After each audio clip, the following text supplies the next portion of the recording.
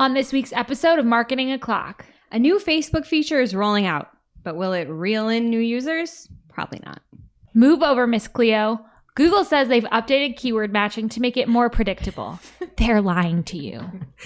No need to search on the topics covered at Google's most recent event. We've got the snooze news for all yous. All on today's show. You know what time it is. It's officially Marketing O'Clock. We bring you all the digital marketing news of the week, powered by the digital marketing community. If you want to join the conversation, hit us up. We are at Marketing O'Clock everywhere, and you can join our community on Discord at community.marketingoclock.com. We record every week from the Cypress North Studios in beautiful Buffalo, New York, to bring you our famous Friday news show. You can subscribe to our show at youtube.marketingoclock.com or wherever you consume your podcast. Head over to marketingoclock.com/newsletter to receive every article we cover straight to your inbox. Hey there, I'm Christine Zernheld. AKA Shep. I'm Jess Budd. And I'm Greg Finn. And it is officially Marketing O'Clock. Here on October 1st, 2021. Ooh, spooky season. I know. Greg, Jess, Caleb, I once read a sign in a Home Goods that said, I'm so lucky to live in a world with Octobers. And I am so lucky to live in a world with the three of you. Wow. I think Anne of Green Gables said that. Oh, okay. I'll put Violet over it. I feel like she's trying to make up for her Facebook slander. I know. I'm like waiting for the other shoe to really drop. bad about what I said listening back. Greg, you have a lot of friends, okay? What's new in debatable. your world? Well, for me, it's kind of fashion corner here early. I've been thinking a lot about something, and it's sort of one of those life hacks. And I stole this from Matt here from the company. But one time he said something, and now I'm like, I want to do it. He had said, what if you just buy all black short sleeve shirts and that's just what you rock with? It's like your take on Steve Jobs with Elizabeth Holmes without the deep voice. And then you got the shirts. Like both like kind of problematic people, if you ask some people, but I can revive that theme of uniformity. Okay. What do you think? Like, I was thinking that would be like so a- nice. For It's like a you- cartoon character. You wear the same thing every episode. Yeah. Yeah, why not? Okay, But first just of in all, life. Jess Budd already does this. So second of all, Oh, no. I didn't mean to send you that. Oof, my bad. for some people, I would just be so, I mean, as the girl sitting here in like an Anastasia headband, for some people, I really wouldn't support that. But for you, I think there's no way but up from like your zip off pants. She was just nice to you a second ago. Oh my goodness, that It's was gone. all a ruse, So as they say. I'm all for it. And you look like Cinderella, as Jill said. You're like Chaparella over Well, here. I wore my hair in a ponytail for the first time on the show last week, and I was just horrified. So if you watch, like, please turn in this week and see my hat. Yeah, and youtube.marketingclock.com. Jess, what's up with you? Literally nothing, but I did discover new music for me, but you guys know what my taste is in new. Alice in Terrible. Chains Unplugged. You listened to the album? When I was a kid. I listened to it full through for the first time today, and it was glorious. I have no idea what you're saying. Not going to lie, they might have been better with the plug. They're great with a plug, but it was just a nice experience. So Miss Chains. Alice in Chains. Yeah. She's good? She's phenomenal. And if you know anything about the TV I watch, it's very similar. It's just music. Okay, well, I actually discovered new music this week too because part of my job is really weird. I have to like write tweets about things that we talk about on the show. It's like really like gut-wrenching sometimes. I found myself in a position because of Greg where I had to listen to the Grateful Dead. And like a lot of music like that, like I won't know the song title or the artist, but then I press play on their number one hit and I like know what it is. The Grateful Dead, like what's wrong with these people? I will just say you're probably not in the same mindset here at work Okay, but as like, they were when they wrote and recorded the if music. those people, if their fans like weren't in that mindset all the time, like go to the concert are. sober, like I just don't think it would work out as well for them. Like it's very strange. Shep, you clearly were not turpentine tripping. And These lyrics, Come on. like what in the world? So anyway, first Greg walks over to my desk and it's like on the Spotify screen. He's like, "You're listening to the Grateful Dead," and then my husband, you can see, like, you can follow people on Spotify and see what they're listening to. And he sent a picture that said, Christine's listening to the Grateful Dead. He's like, who are you? So everyone just knows. Caleb, what's up with you? So I rescued an animal the other night. So I woke up. This is a really weird story. You're the real life Dr. Doolittle. I really am. It keeps happening. I'm going to like make an Instagram post about it, just pictures of all the animals. But there was like a lizard in my apartment. And I was like, how did this get here? No, really. Do you live at the zoo? No, I don't. West Side might be a zoo. But I woke up and there's this lizard in my kitchen. And I have no idea how it got there. I have no idea. And I'm like, I'm not going to like, leave this lizard in my Florida. kitchen. No. So what I do, This is Buffalo. I put a container on my counter over the lizard and put some like spinach I had in the fridge. What?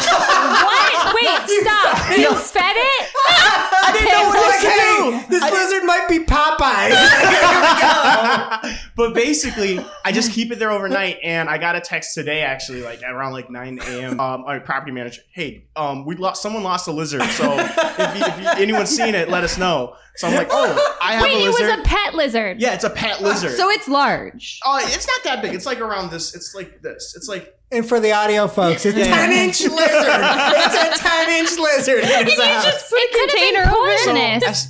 After I get home today, the lizard's just chilling with the spinach, and I'm gonna, take it to its owner. Oh my God, It's Caleb, been in wait. the Tupperware. I hope it's alive. Yeah, there's holes in it. Don't worry. I'm not too Good, you poked holes in it. I'm I poked holes. I'm a little concerned. You need a Yeah. reality TV show. Yes. Hey, I'm an animal guy. What can I say? I hope it's not like meant to be in warm climates. I'm a little worried. Also, I don't know why you wouldn't have given it potato salad. If it's meant to be near warm climates, just put it near your stove. Yeah. No. That's probably why it's in there in the first place. No, absolutely not. No, nowhere near the stove. And ICYMI people, we had a awesome marketing talk that we released last week with Lily Ray and Glenn Gabe about all the algo updates that happened this summer in the Google world. Check it out. It was a great end to our season 1 of Marketing Talk. So thanks, Lily and Glenn. And getting into the news this week, Google Ads made an update to keyword matching, and it was announced in this article that is called Matching the Most Relevant Keyword to Each Query. Oh, that seems nice and easy. Questionable. Yeah. and new. So first they talk about how they've made improvements in keyword matching over the past year and how they're using everyone's favorite unibrow sporting language model for Google Ads now. So that was new to me. Bert, he's here. So Ginny said, it's a whole article, but Ginny has a pretty good TLDR here to start. She says, we're making key updates to the way keyword matching works. 1, now when an eligible phrase or broad match keyword is identical to a query, it will be preferred. Eligible exact match keywords are still preferred over phrase and broad match keywords.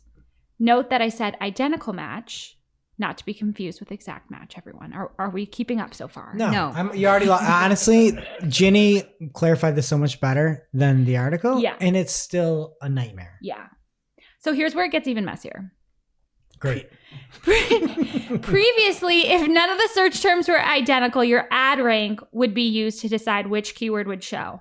Now, they are also considering what they call relevance signals when determining what keyword will be matched. So I'm kind of going from the article here. There's a chart and it says, if you have more than one broad or exact match keyword that is eligible, if you have more than one broad match keyword that is eligible, ad rank is used to decide which keyword would be selected.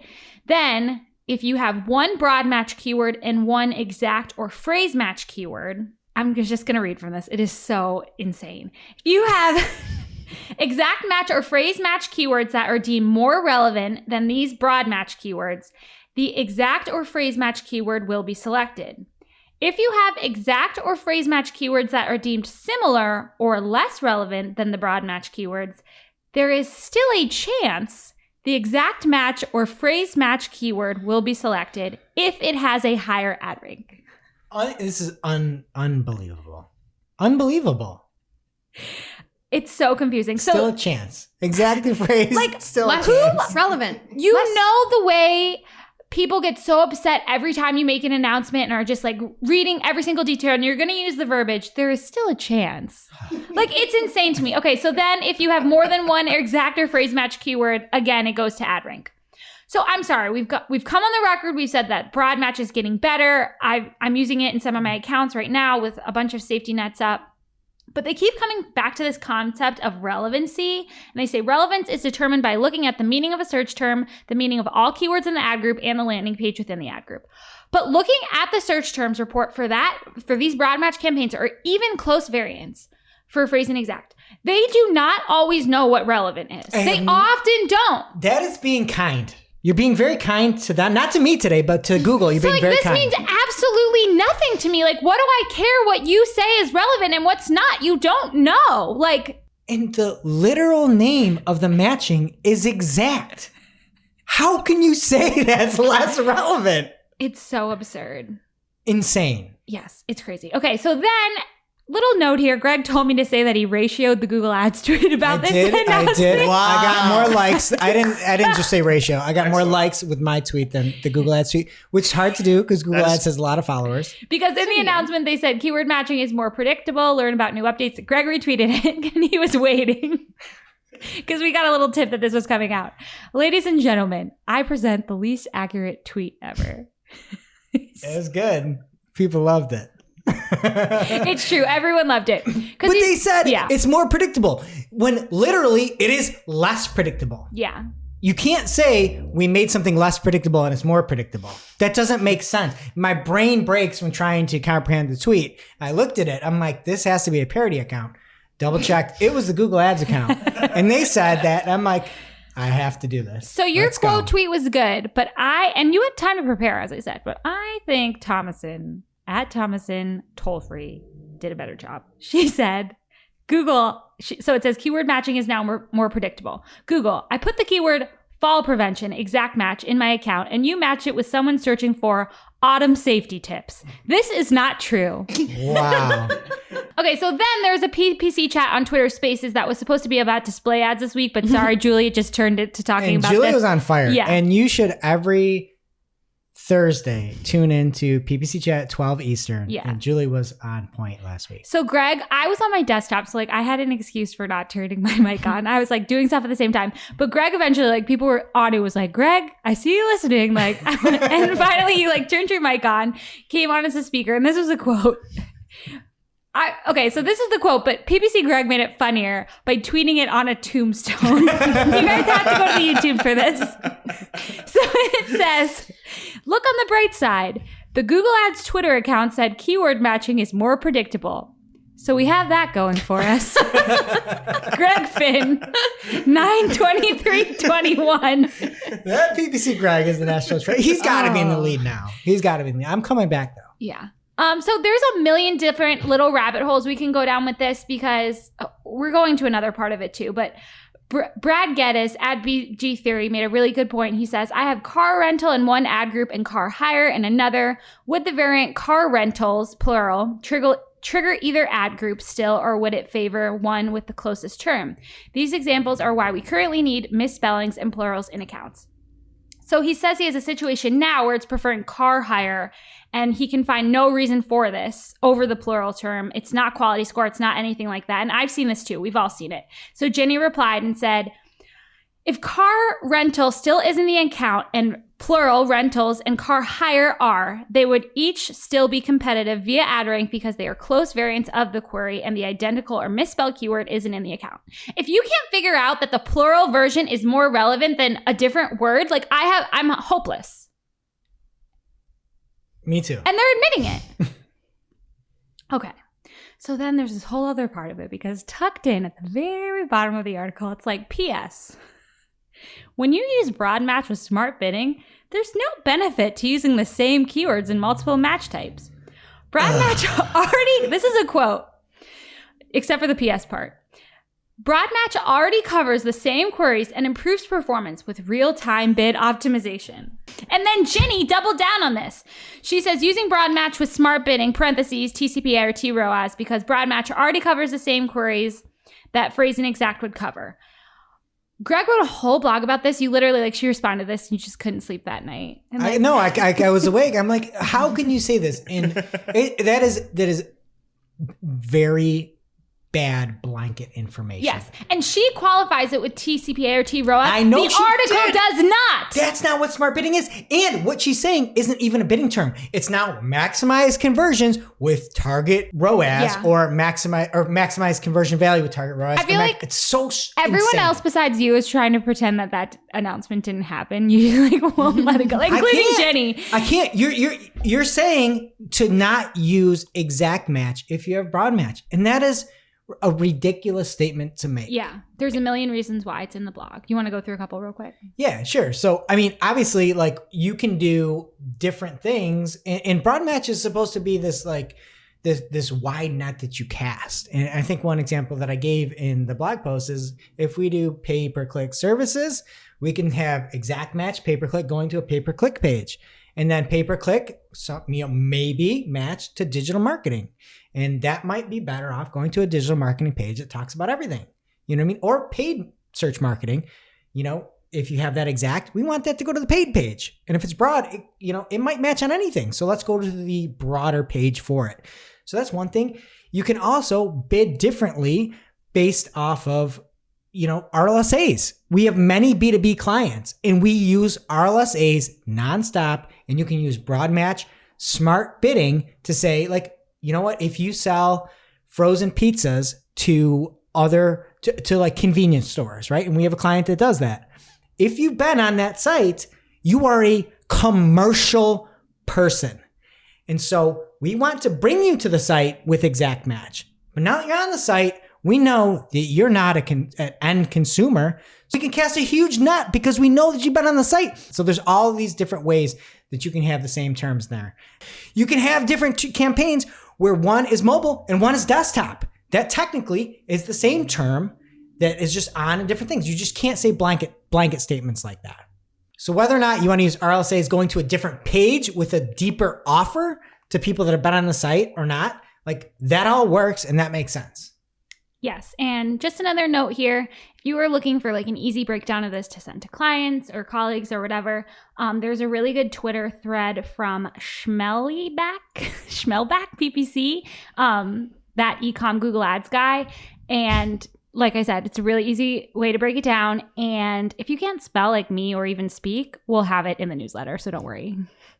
What else is happening? All right. We have more Google Ads news from this week. And it started early on a Monday where Barry Schwartz at Rusty Brick on Twitter just CC'd me, PPC Greg, and PPC Kirk. And where I think I might need to change my name to like PPC Gregaga with 2 G's just to fit in. But he says, translate, please. And then Ginny deleted the tweet. I was so confused when we were in a morning meeting. But there's new default for attribution within Google Ads. And the name of that attribution is data-driven attribution, or DDA.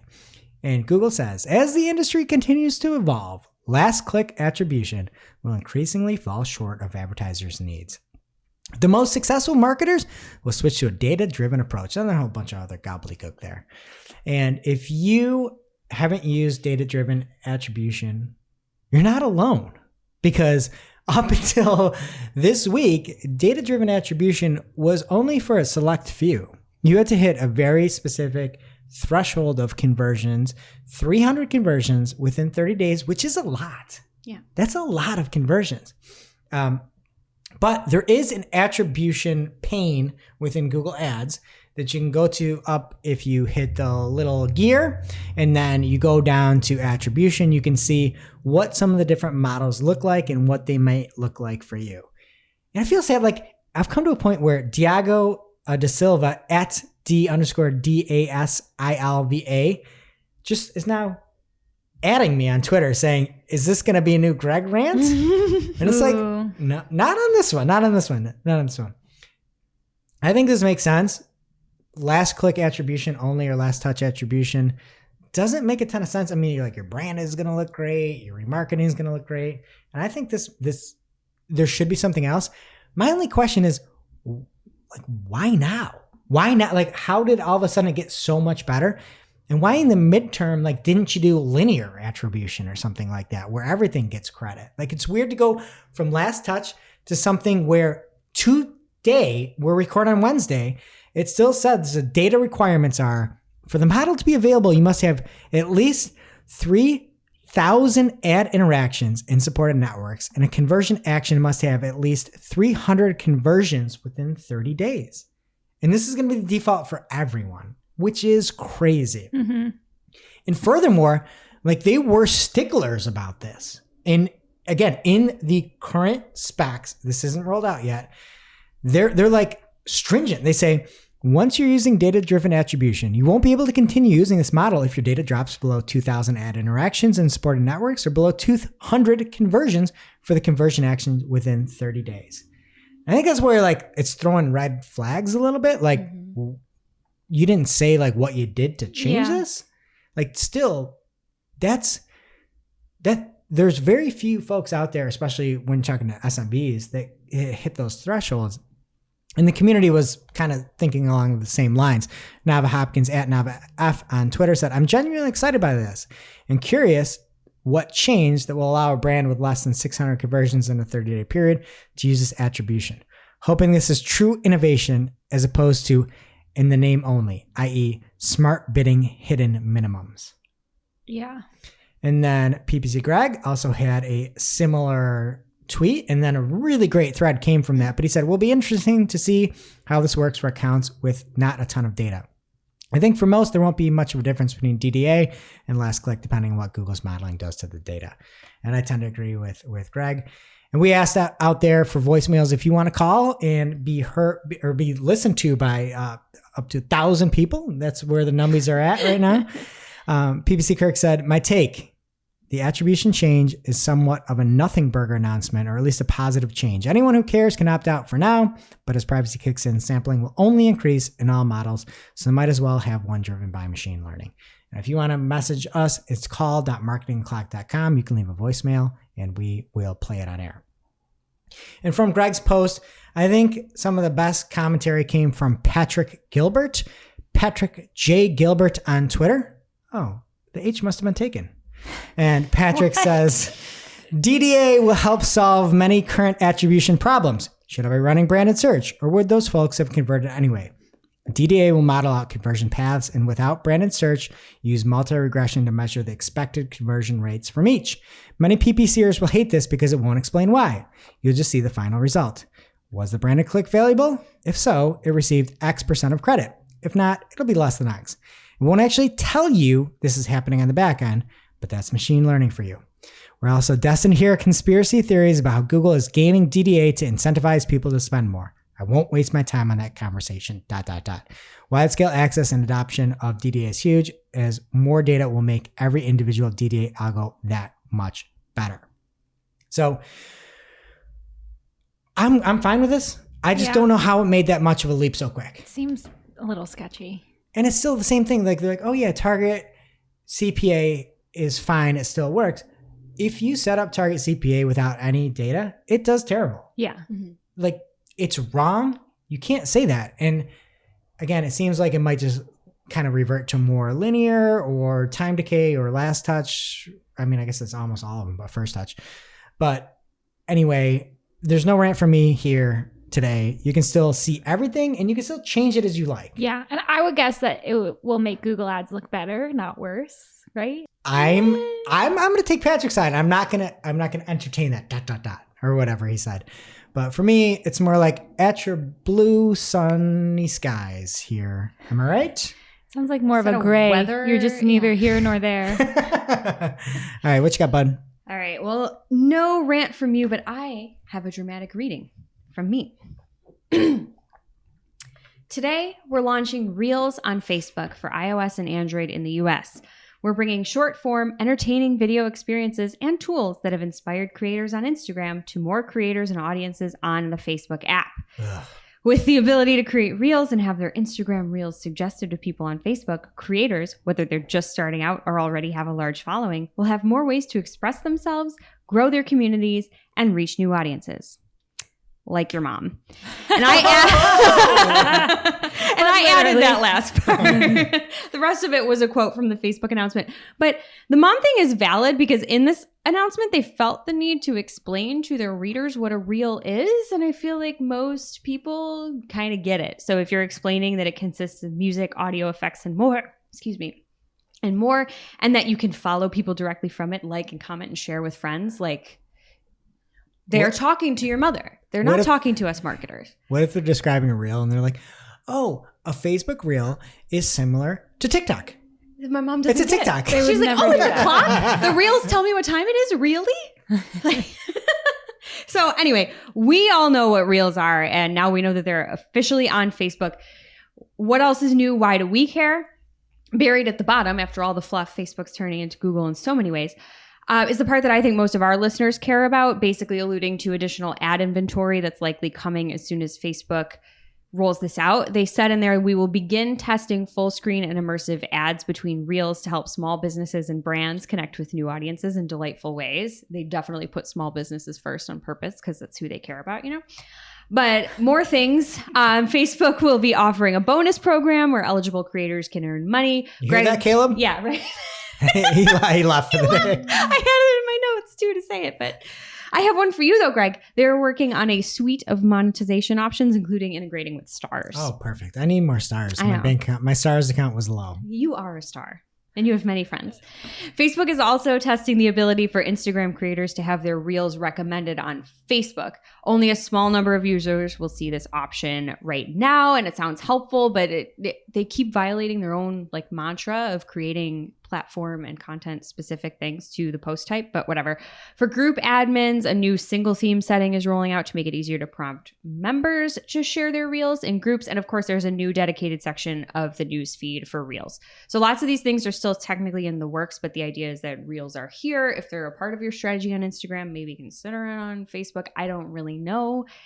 I don't know. It remains to be seen, but I think, again, the big deal here for a lot of us is possible ad inventory coming. So Yeah. I feel like an uncharted area of TikTok is like grandma talk, and maybe it's coming because they'll be into the Reels and then they'll just, like I say, I think this is like the best ad for TikTok. It's like, you like what you see here? It's all on the other app. I think they're being dumb. You're not wrong. Yeah. All right. And this Wednesday, we had the event of the summer, Google's Search On event. And Did you forget about the Olympics or the fact that it's fall officially? autumn safety tips for you. Contrary to popular belief, this event was not about the Search on the Record podcast with the Google guys, but rather what's new with Google Search. And there wasn't anything shocking, to be honest, but Google's MUM, short for Multitask Unified Model, was what got optimum exposure. And MUM is making its way to Google Lens, which is short for the glass thingy on your camera. Mum's the word. And you can now take a photo and then type in a query. So if you take a photo of like a bike and the gears is what they showed the example of, you could take a picture of the gears and then type in how to fix this. And MUM is going to try to figure out what you can do with it. it's perfect timing for this announcement. It is mum season. Like you see them on everybody's True. porch. Yeah. Yes, I have them at my house. I So know. anyway, the example is fixing a bike, but I'm personally excited about this. What I'm going to do first, it's coming in 2022, but I'm going to go to my Client Center account on Google Ads, and I'm going to take a picture of the search terms, and I'm going to ask which of these match types will show for any given term. Galaxy brain. Right? Am I right? No? That's Okay. a meme, right? All right. And there's also good news for YouTubers that came out of on search. Google is applying MUM to show related topics that aren't explicitly mentioned in a video.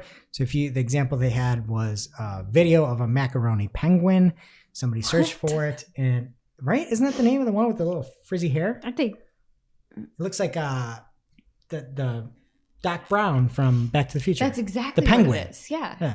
I didn't know that's what they were called. I believe that's what it's called. And if you don't say the name in the description or the title, MUM can figure out that that is about. So what you're saying is people could find this video for mums. If they search for Cinderella costume for Halloween. Yes. And from Glenn Gabe, he says, more from @SearchCon. Google is redesigning the search results with things to know. It's accordion-like info, so you can refine or broaden your search via the SERPs, much like a filter. So it's pretty crazy.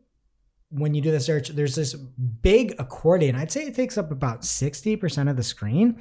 And I think the example was something like how to paint, paint a dresser or something. And it goes step by step, styles, household items, and it sends people almost like down to a more specific term, which is pretty crazy. And over on Search Engine Land, they mentioned that the refine the search and broaden the search features enable users to get more specific with a topic or zoom out to more general topics. But AJ Cohn had a tweet that I thought was worth a verbal retweet here, where he says, if this mock-up from Search On comes to fruition, the click yield on head terms will continue to decline and the tail is going to get a whole lot more attractive. We should tell that to Caleb. Maybe the tail on that lizard is looking pretty good. I cannot get over that story. Anyway, you can also now browse with larger images in Google in the SERPs, and this is, I guess, kind of like this is not new, but new, aka the Lily Ray. There are about this result enhancements where we talked about those 3 little buttons that kind of look like the traffic signal. There's going to be more information there. And there's shoppable search, which is going to be great for lens and images. So if you search for cropped jackets, Google will then show you a feed of visual jackets in various colors that sort of match what the image was. I don't get cropped jackets. Like, jackets are made for a reason. They're supposed to keep you warm, and you're cropping the jacket. Like, why not just buy the jacket and cut it yourself or something? Yeah, that's dumb. Especially because like tunic length shirts are not in anymore, right? I keep wearing mine, but I don't know. I only wear black. All right, there's also in-person shopping at home. So if you want to see what is in inventory locally, you can see that, and the experience is more like in person. You can also shop with the Google Lens. Sort of mentioned that before. Overall, it's kind of snooze news for Search On, but I guess the exception of refine, broaden, that's kind of cool. And then, I'm going to use it and I'm going to see what terms are going to match. So I'm excited about that. Okay. Let us know. Report back. Now it's time for this week's Take of the Week. This is a #fire digital marketing take with extra spice served up just for you. We simply deliver the take for your consumption. We give no opinions. We don't influence. You make the call. This week's Take of the Week comes from Julie Bacchini over on NeptuneMoon.net.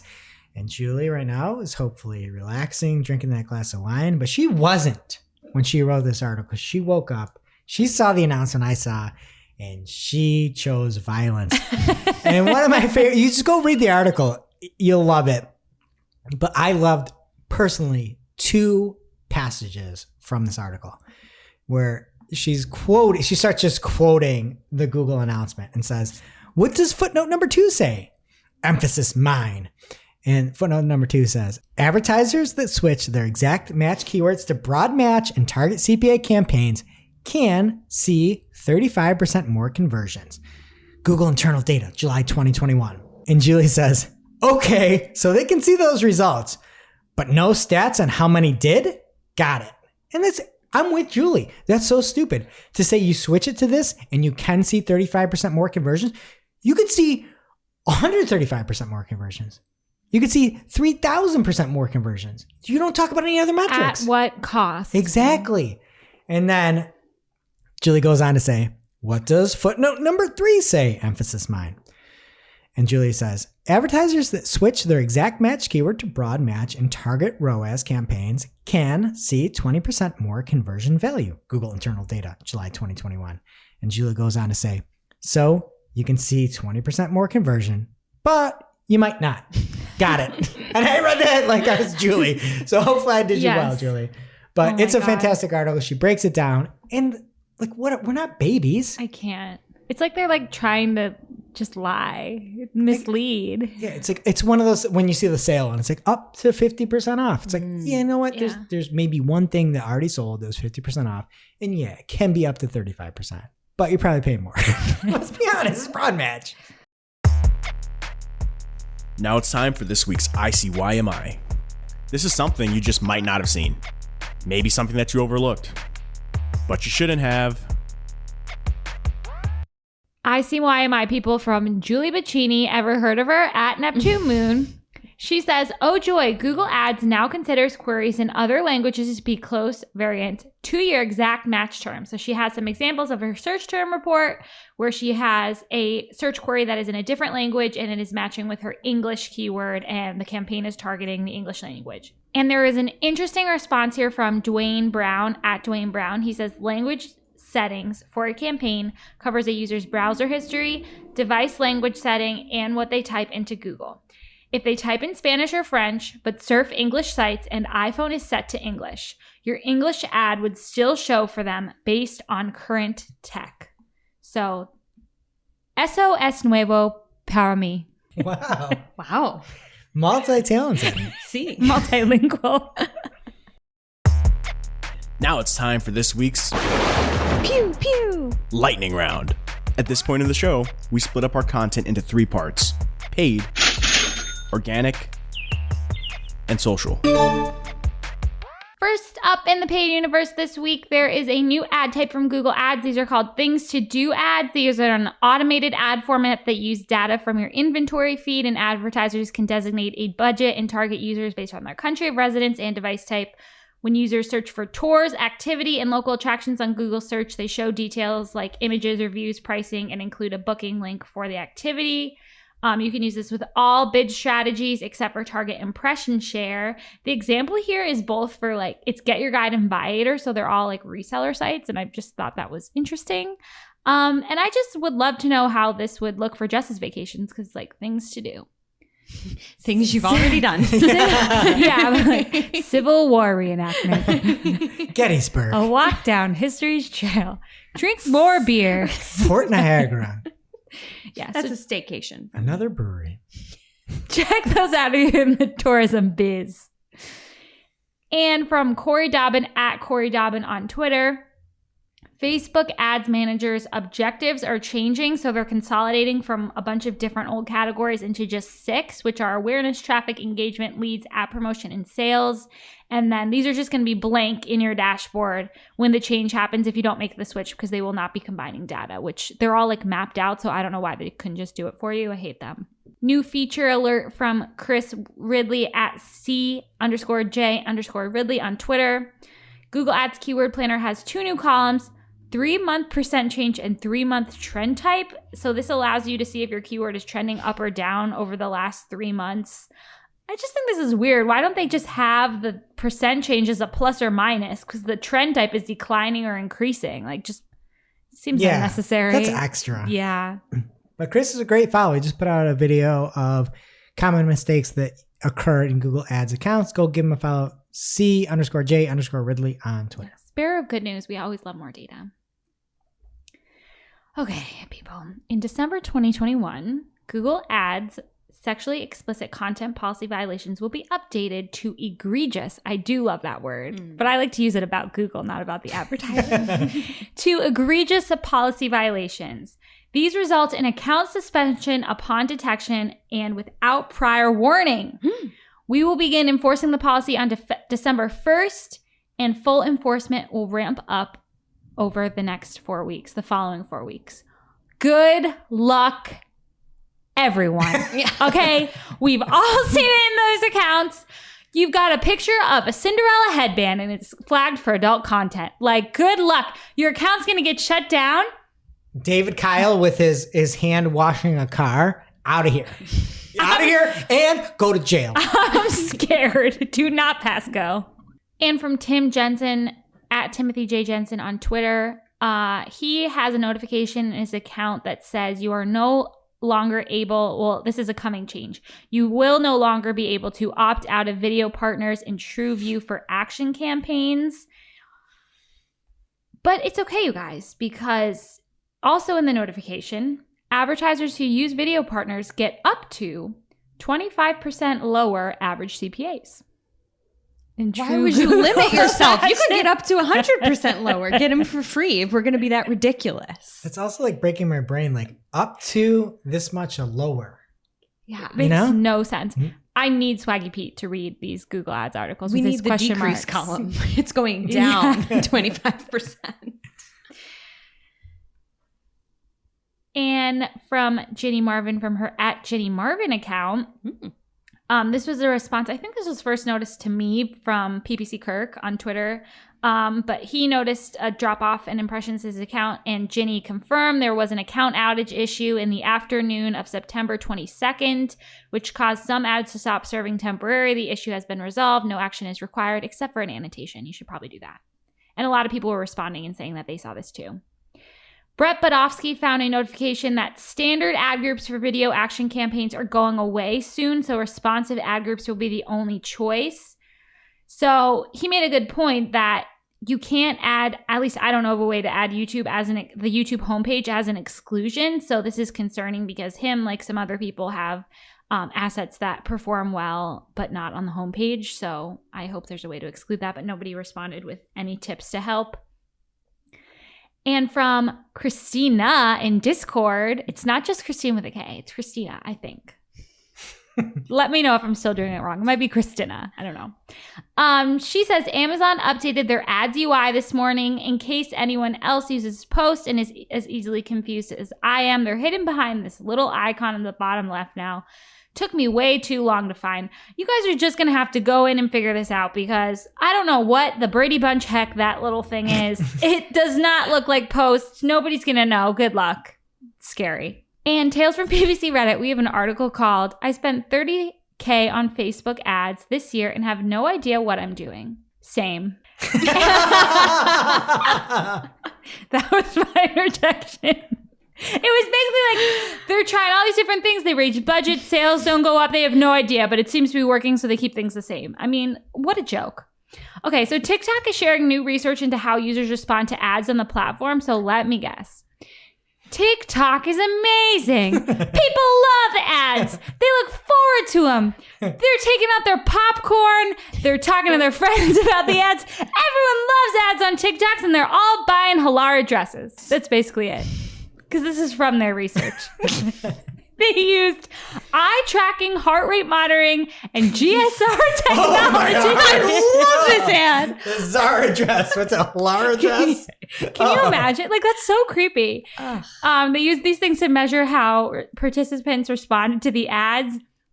So a couple points. The numbers for brand recall for TikTok ads were strong, even with limited view times. They also said that brand messaging was better received on TikTok. I mean, they're not going to say anything bad. Who cares? And there's this article from William Harris. Let me get your Twitter handle right quick. At WM Harris 101 on Twitter. Thank you. 100 was taken. He is my favorite person. He has a TLDR right at the beginning of this article, and I'm going to read it to you. Facebook ads reporting on ROAS is broken. They're likely pulling back on Facebook ads you're likely pulling back on Facebook ads as a result and hurting your business. Switching to a different metric on the two cold, hard facts of your business, money leaving your bank account and money going into your bank account, can get you back on track and scaling profitably again. And he has a full guide on how to do this and an amazing, amazing hero image of the best chart I've ever seen. He wrote on it, real money, not real money. This is a good chart. It's a great Cease chart. and desist.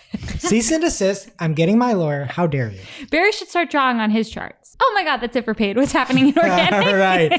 This week, by way of Glenn Gabe, we have what should be in Thanks, I Hate It channel. We should make that in Discord. Community.marketingclock.com. We'll make a Thanks, I Hate It. It's my new favorite thing in life. It makes me feel alive when I find a good Thanks, I Hate It. So sign up. It's free and there's great conversations going on over there. But Chrome is adding a side search panel that will make it easier to browse Google results. We talked about this on mobile before, where you make it to your destination and then you can still see Google search results in the top. That's crazy. But this is on desktop. And when you get to the page, there's now and again, this seems like a test, G logo. And when you hit the G logo at the top of the browser bar, you go into split screen. So the article will be on the right, and then you see the SERPs on the left. There. Any relation to the numbies? Okay. You guys just aren't hip, all right? I don't know what to tell you. All right, next up, Bing image search upgrade with V3 of an aesthetic model. That's the title from Barry Schwartz over the Search Engine Roundtable. And it looks really cool. And this came out actually before the Search On news, so credit to Bing. And it looks much better. The images are bigger. There is a reduction in the distance between things by 48%. Who cares? Basically, you love to see it. Bing's trying hard to make images better. You know, they could say they are ascribing to be the best. Serpies are those baby snakes? I think it sounds the SERPs. The search engine results pages. SERPs. It sounds like something that's going to violate Google Ads' egregious policies to me. I don't like it one bit. Shut them down. All right. Shut them down. Let's keep it with Barry here. Over on Search Engine Roundtable, Google is adding tons of new help docs to help e-commerce sites perform well in Google search. Lily Ray had a great thread about some of the things she found in there, go follow her at LilyRayNYC on Twitter. And the person that uncovered it, their name was Kenichi Suzuki at SUZUKIK on Twitter. Pretty cool stuff. Love that they're helping people do better for e-commerce. All right, next up, Google hotel search results dropped the visit website button. And Oh my Are you God. kidding? this was a big stir last week. And Barry said, I do hope this is a bug. This is not a good thing for hotels. Like, yes, that is correct. It's nice language. An update, it was a bug. Danny Sullivan of Google said so on his @DannySullivan Twitter account, saying, thanks. I'm seeing buttons now. I can confirm there was no test and the buttons were not rendering as apparently a bug. They're exploring more about why it happened. If you see it happen again, please do ping me. However, when I'm looking at it, they just changed website and replaced it with save.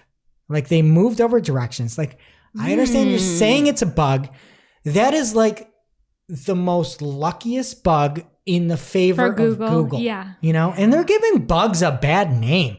You know, like bugs already have a bad name. Let's give it a good name. Like what if you had the bugs err on the side of a webmaster for once? That'd be nice. A little ladybug, huh? Oh, those are nice. Yeah. They eat all the mites on your plants. All right, next up, an article from CNBC. Google is slashing the amount it keeps from sales on its cloud marketplace as pressure mounts on app stores. So they used to take 20% of anything on the marketplace. It's now dropping to 3%. So that's a pretty big drop. So hopefully it should let more people try the Google Cloud platform. And it's nice to see the pulling back on the overall take there. So, and for Google, this is a difficult line to stratus as Google Cloud will likely see less revenue short term, but long term, cumulatively, Google Cloud may see a serious win thanks to the additional innovation. I'm exhausted. All right, next up in literal Google dance news, the Serpies may be getting a little more my dancey God. thanks to the fact that Google is working on indexing Instagram and TikTok videos. I can't wait. Yeah. I'll finally see a TikTok. They need this for recipes, though. All right. Next up in the How Is This News from Barry Schwartz. The title of the article is Google, Changing WordPress Themes Can Impact Rankings. You think? You changed your site. All right, next up, is this news from 2020? From Barry Schwartz. This is a Barry show. Google has updated its coronavirus disease, COVID-19, policy to now allow the sale in both paid ads, Google and Shopping, and free listings on Merchant Center and technically shopping of at-home COVID-19 test kits. Google said only test kits that are authorized by the FDA or your local governing body will be allowed.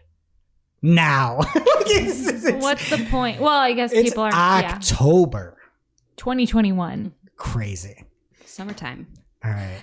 Google is saying that the 200 plus ranking signals figure is misleading. John Mueller said they're trying to find a move away from that number because it can be kind of misleading. I think they should make their own number up.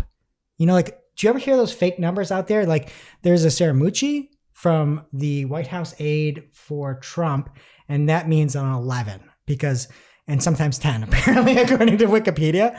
But that's based on the time he served as a White House communications director. So if you see an 11, you can say it's a Scaramucci or a mooch. You ever heard like fake numbers? Is it the same as Scaramucci, like the mooch? Yeah, Scaramucci. Okay. I don't know how to say his name. Isn't that like the Spinal Tap? Turn it up. Isn't that like a fake number too? It goes to 11. But yeah, it goes to a mooch. I thought they went one over. I'm not saying that, Greg. Okay, well, anyway, I think they should make up their own unit. Stop with your gross words. It's you're like mooch off somebody. He's making up numbers. I think they should make up their own unit in Google. Maybe say like, hey, instead of 200 ranking signals, we have a gooch of ranking signals. I hate that. I knew this was What's coming. wrong? It's Google. And No. I don't like Okay, it. It no. makes me uncomfortable. I disavow. But do you know that there is a number that's called a Sheppy? Aw. It's SHEPPEY, and it's a measure of distance equal to about 7/8 of a mile, defined as the closest distance at which a sheep remains picturesque. I don't know what that means, but a Sheppy. So you have your own unit of measure. Okay. I can't believe it's less than one. You're worth so much more than that, Shep, and I can see you from any distance. You're very picturesque in that. Thanks. Yeah, and more than a mooch and more than a gooch, too. So. Yeah. All right, next up. Over 4 billion people, or half the world's population, have at least one email address. What a stat! What a stat! Everybody's PR team has lost their mind. They've all lost their minds. Wait, who's Cloudflare. Oh my They've God. got email rerouting, and that's what they started off with. I'm like, oh, cool. You got email routing, and I have to learn about email numbers. And it's like, I know the numbies on email. Like, don't have to give it to me. It is so hard to come up with an intro. Just say, hey, we've got new innovation. Hey guys. It's actually really cool because you can route email with 2 steps. You can enter an email address you want on your domain, and they can enter the address we want it forwarded to. So if you use Cloudflare, you can now route. And also from Google, they have an article called Responsibly Applying AI Models to Search. It's just a bunch of propaganda. You can read it if you want. Anytime something like this comes out, I just imagine there's a DOJ lawsuit coming because there's nothing to it. There's like, oh, we're so responsible. All right. And then, oh, hang on. Watch out, iTunes. It's back. The people have spoken. Well, mainly Azim.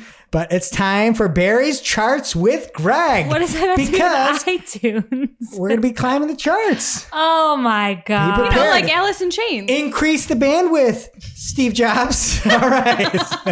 Anyway, Barry said there was a potential algorithm update on September 24th that really heated up through Saturday the 25th, and it seemed to have cooled off through September the 26th. So annotate that out there. And these charts were like world class. This was such a hard decision out there. It took so many painstaking, laborious hours to figure out who the winner was. I really loved the advanced web rankings chart that they had there because they've got kind of a metric of medium and then a metric of high.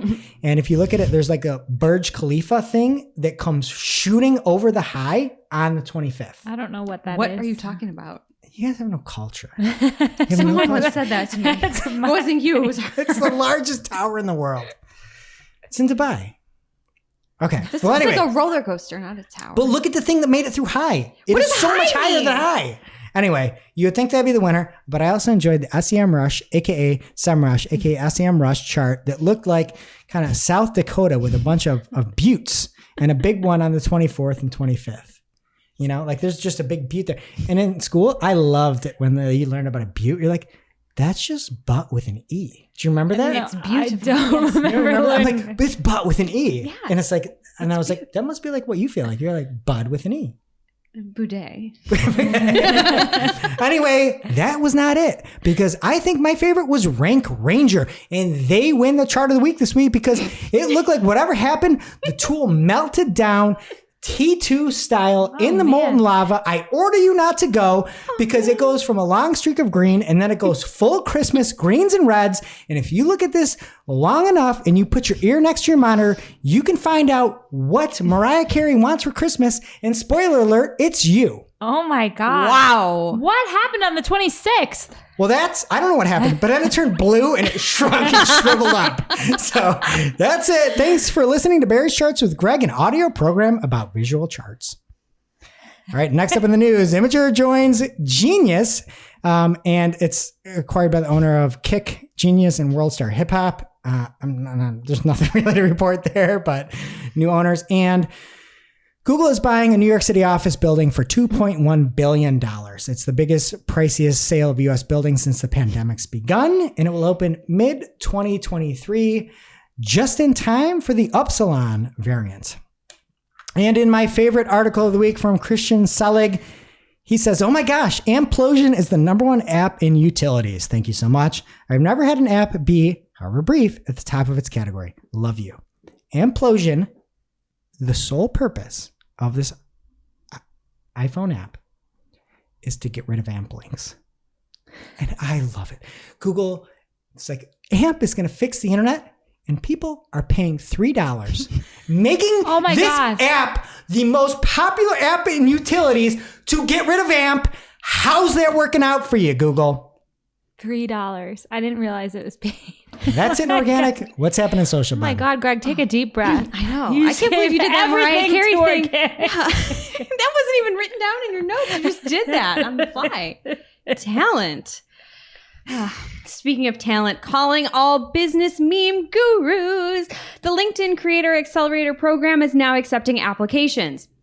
Platforms everywhere are investing in creators. As we know, LinkedIn is joining the party with a 10-week incubator-style program where participants can bring new concepts and visions to life. Blah, blah, blah, blah, blah. Accepted participants will receive white glove support, early access to LinkedIn tools, and a $15,000 grant to start conversations. Do you know how I know you're old, Jess? How? You said meme gurus. There's Should I only have said one way to ninjas? call it. It's meme gods. Is that a new thing? It's meme gods. Have you ever heard any? I would just say meme dudes. No, it's meme gods. It's pronounced You're either a meme meme. god or you're not. There's no meme gurus. Well, anyway. And then the memes can only be dank. If you have a good dank dank meme. meme, yes. I There's know no what a good dank memes. meme is. They're dank. Are they dank on LinkedIn? Because dank doesn't seem like a business Business friendly. Like maybe memes. it's bank. Oh, yeah. Now I'm cool. If you want to apply for that, if you're one of those dank meme generators or whatever, you have until October 12th to get Meme on gods. board. Meme gods. Okay. Sticking with LinkedIn, everyone's favorite platform. This is from TechCrunch. LinkedIn is testing a new paid ticketing event service. The service would apparently allow users to organize events, sell tickets, monitor sales, and even run the events all within the LinkedIn platform. And I say apparently because this is based on code they received from an anonymous source. It all sounded very sneaky. Spooky. Yeah, they're like, we were past code. Well, it's October 1st now, so 'tis the season. Anyway, a spokesperson from the platform did confirm to TechCrunch that they're exploring options for payment in the events product, but that's not exactly what the code says, so we shall see what happens.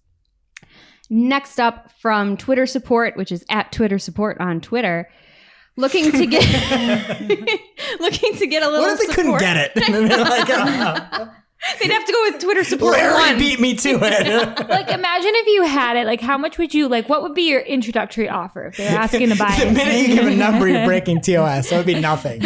I just love it. That's my full name. That's what I was born with. That's kind of awesome. Anyway, I like that they worked support into their tweet here too. They said looking to get a little support with tips.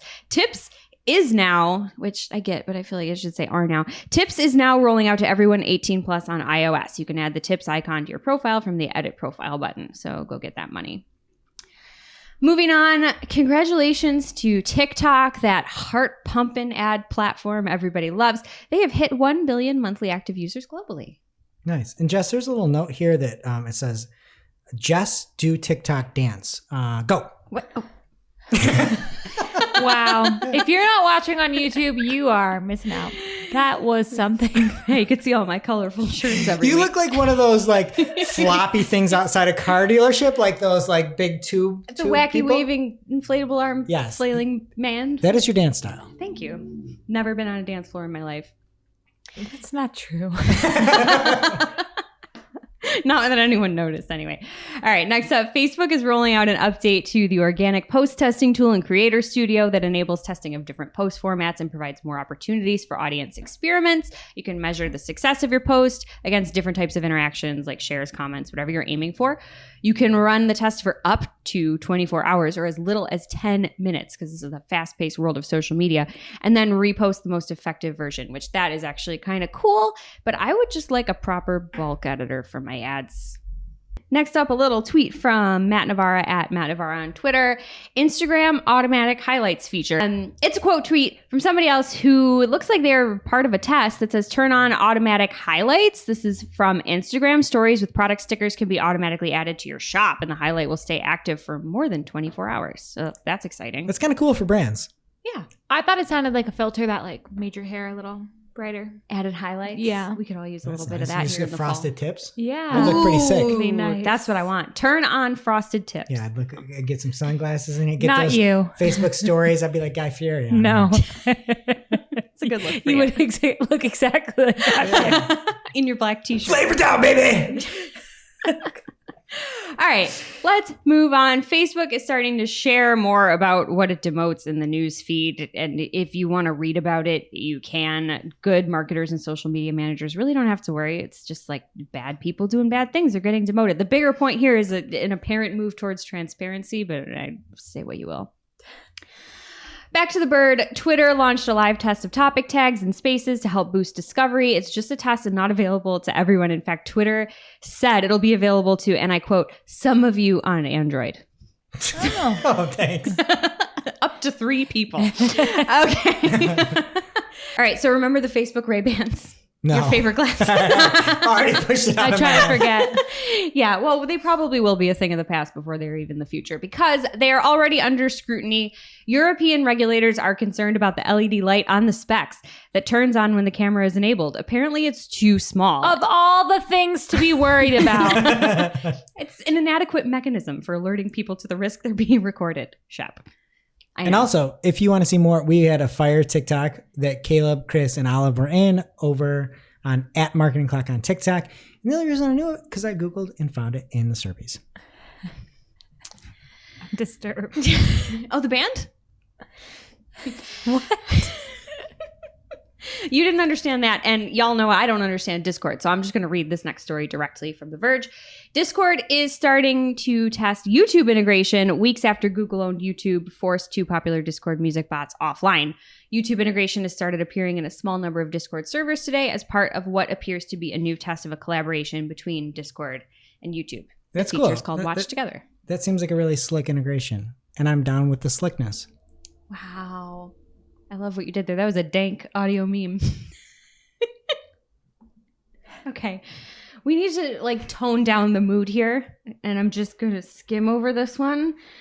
From the New York Times, Facebook delays Instagram Kids, which, if you don't remember, was their attempt at a more age-appropriate experience for users 13 and younger. Oh, yeah, I saw that. I signed your kids up. Oh, thanks. Thank you. Keeping the internet wholesome. According to the Times, the social media giant said it still wants to build a child-focused Instagram product, but will postpone the plans. Literally nobody would ask again if they just pretended they never said anything. Ask again, though, because I want to tell you what the Wall Street Journal said about it. I'm asking again. All right. So according to the Wall Street Journal, Facebook has investigated how to engage young users in response to competition from Snapchat and TikTok, quote, exploring play dates as a growth lever. Ugh, somebody get Chris Hansen on him. Seriously? Everything about that statement. I wanted to see Mark Zuckerberg's little hoverboard land down and it's Chris Hansen there. And he's like, why did you order that pizza? You know? Enjoy the cookie, you're going to jail. All right, lastly here from social media today, of course, Pinterest announces a new partnership with Albertsons to facilitate grocery shopping in-app. You took my joke. Instacart? Great. How could you not call it that? Maybe they will, there's still time. Pinstacart. Is that what you said? I think everybody listening had the same joke. I thought you both said Instacart. You said Pinstacart. No, You know what we didn't say? We didn't say Pinteresting. You're welcome. Once, and Oh now my you said God, it. what a win. All right, on to this week's segments, where we make up segments on the fly and talk through them. Shep, you're up. This is a website called shouldIuseacarousel.com, and you go to it and it is a carousel and they say no, and they give a lot of reasons about people trying to read things and clicking for the wrong reason, but I have reason enough because I couldn't read this because it moves so fast you can't read it. That's the whole point. Oh. It's true. It says no every time. They gave hard numbers. I thought there was more. No, it's funny. If a client wants to use a carousel, just send them shouldIuseacarousel.com. All right, next up in the segments is a segment called Astrono. And Amazon has launched a $1,000 robot that can move around and film you. In its announcement video, Amazon says Astro is designed to give peace of mind to its owners. When a user purchases the $999 robot, customers are asked to enroll their face and voice, as well as the faces and voices of anyone who is likely to be in a home, so it can learn who is supposed to be there. So Vice came out with an article blasting the Astro that I guess was called Vesta at one point. And they said there's a Sentry mode on the Astro, and Sentry should first try to identify the person if they are not still unrecognized, which is weird wording. That's just from the article, for as long as 30 seconds. When the person is identified as unknown for 30 seconds past, Sentry should start following the person until Sentry mode is turned off. Where are we? Is this Earth? Furthermore, there's a comment from somebody that worked on this saying it's at best absurdist nonsense in marketing, and at worst, potentially dangerous for anyone who'd actually rely on it for accessibility purposes. And y'all, I didn't think it would be like this. I always thought like when we got here, things would be really nice. We'd have a Rosie from the Jetsons like dropping off tea. But no, we can't have nice things. It's just stalking you. It's not possible. It's not possible. And instead, we get a video recording robot created by tech billionaires that go to space in cowboy boots. And we get portals from sentient beings that ride hoverboards with American flags and literally have nothing else to do to entertain themselves than to go back in time 1,000 years and throw spears and post it on Facebook. Or you can get a Nest Home with cameras from Larry Page and Sergey Brin of Google, where anyone that brings up morality at the company is fired. And they just invested in an anti-aging company, Calico, where on the homepage it states, we want to better understand the biology that controls aging and lifespan. Eee! And don't get me going on Bill Gates, because he had plans at one point, according to Forbes, where he wanted to spray dust into the atmosphere to block the sun. Nope. I'm yeeting on out of this. No thanks. Don't get an Astra. Just get a dog. All right, next up in the segments is a new segment called See Above Segment. Facebook is spending $50 million to, quote, responsibly, end quote, build the metaverse. I wonder if there's play dates in the metaverse. And that's it for segments this week. And that brings us to our real life segment. Straight out of our accounts and into your ear holes.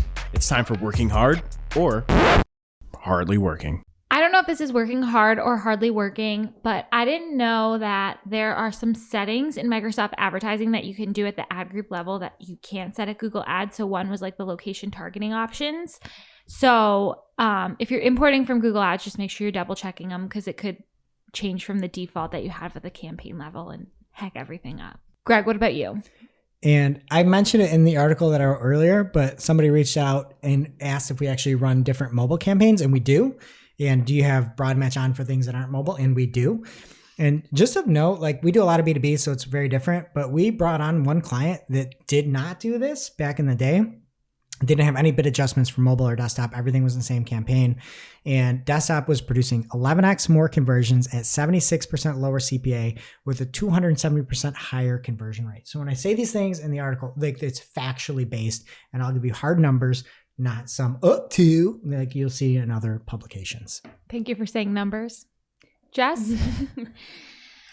Just complaining about Google My Business. We received an email saying that Google My Business hours were updated from Google users and other sources. That was the verbiage that they used. So I don't know what those sources are. That's weird. Then I went to check them, and the only option is to accept all. So they updated all of the hours for every day of the week for this business, and I could not accept all. I had to go back in and manually fix them back to exactly where they were one by one. And it's like, if you're going to let me accept all, let me remove all. Dumbest thing ever. Hate it. Also, name your sources, Google.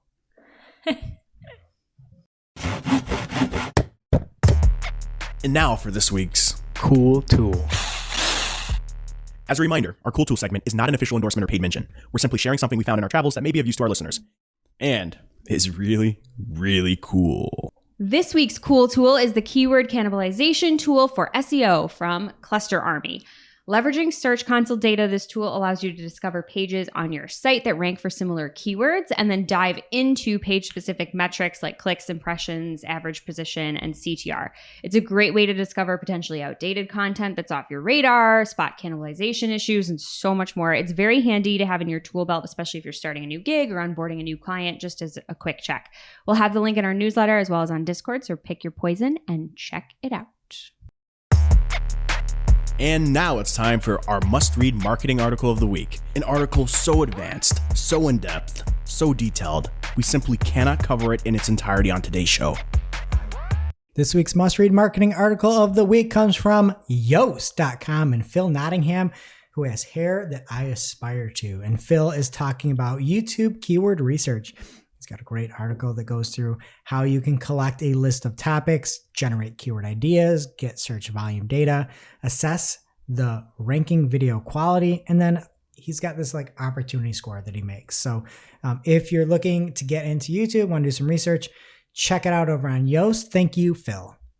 All right, that does it for today's show. It is now officially not Marketing O'Clock. Thanks for listening. And we'll see you next week.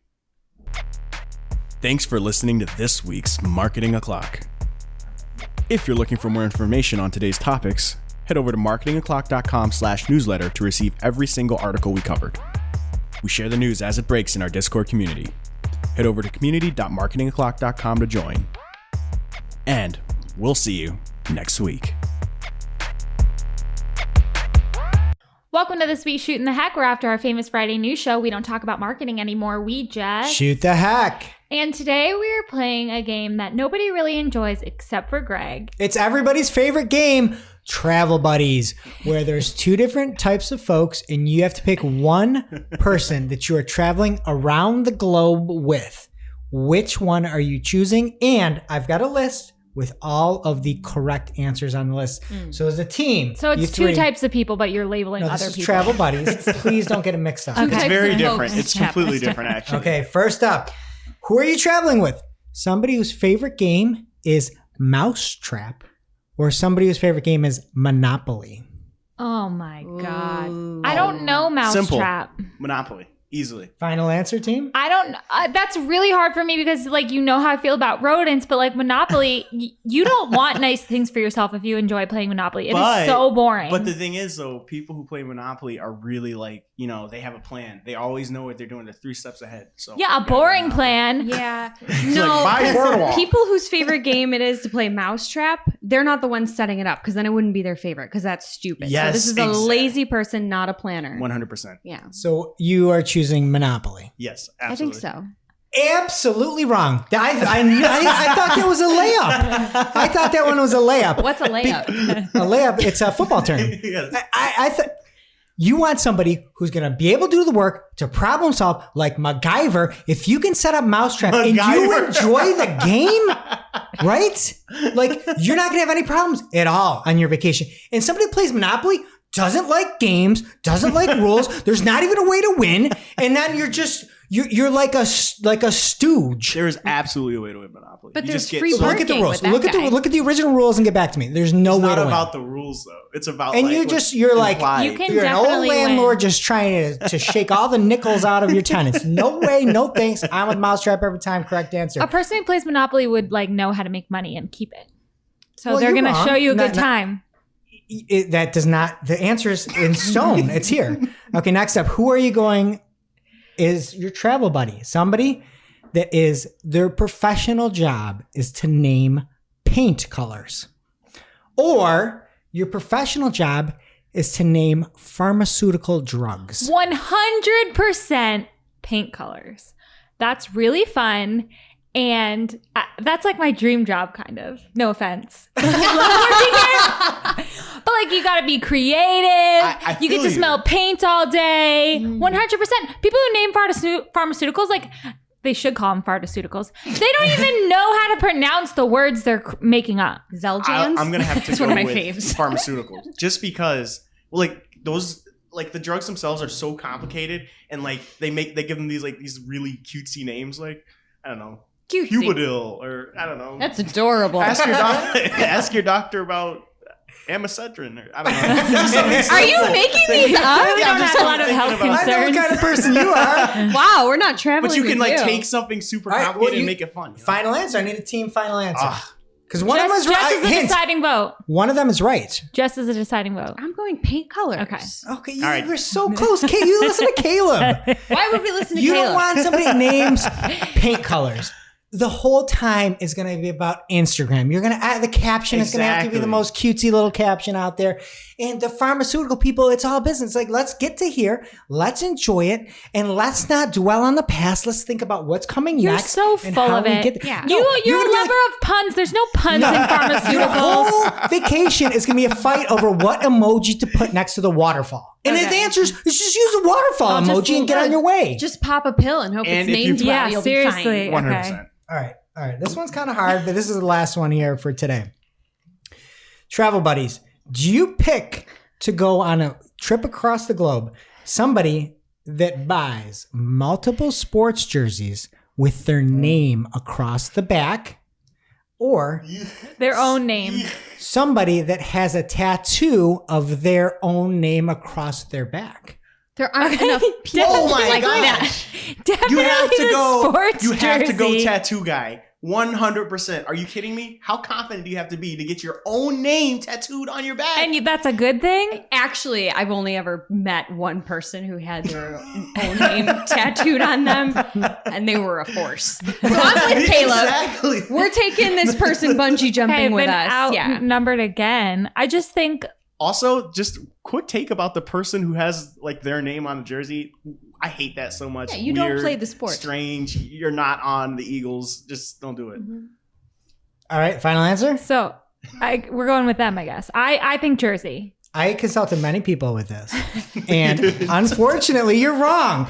Because if there's a dire situation, if you're getting tracked, there's lots of heists, looting, things like that, pickpocketing. If you have to go on the run, have you ever seen a little movie called Hostel? Okay, yeah. You can just go pick up a shirt off the street and not be associated to your name and not be identified. And that's the only reason you want to go with the sports person. Because again, that person What are we isn't doing as on committed. vacation? It's temporary. Game. That person's way more of a wimp. And if you're worried about the hostile situation, you want the person that's self-tattooed so that they can just Absolutely. like tear it up and get you out of there. You want safely. somebody whose name you know when they're walking away. Like, I mean, you Yeah. might as well have turn your last name into abduct me, bud. All right. So Some you're people incorrect. already call me that. It was close. I think you had a lot of better effort here, and I think next time we're gonna get one right. Okay, so I think what we've learned today is that you shouldn't travel with Greg, and we'll see you next week.